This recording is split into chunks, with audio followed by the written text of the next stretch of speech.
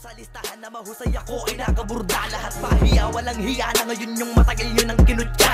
Paano ba yung panahon ko naman dahil yung panahon nyo ay tapos na. Shout out to my boy Flo G. I'm gonna kill this shit right now. Yeah. Pen.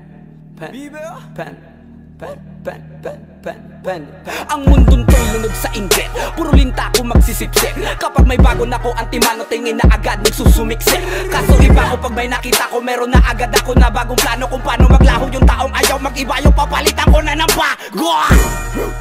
Kakatapos ko lang maturukan, ayoko na makipag-ululan. Gusto ko na kasi yung may kabuluhan. At bukod pa dyan, ayoko na rin makipag-usap kung walang katuturan. Dahil lahat ng bagay na di makakatulong, tagal ko nang tinuldukan. Dapat kilala mo na pangalan ko. Teka puta pare, ba't ang yabang mo? Dapat puta matigas pangarang mo. Lalambot ka sa bigat ng barang ko. Alam mo bang malupit ang banat to? Hindi ka na dito belong. Tangina mo pag kami nang yamot sa'yo, dapat hindi ka bigol. Paano mo nasabi na hindi ko kaya makipagsabayan sa mga ganitong pataya? Kaya kung tapakan na pangalan mo, putangin na mo ngayon sino sa ating magaling. Isang bahing para sa mga praneng. Hanggat wala akong nakikitang duguan, wala akong sasampuhin.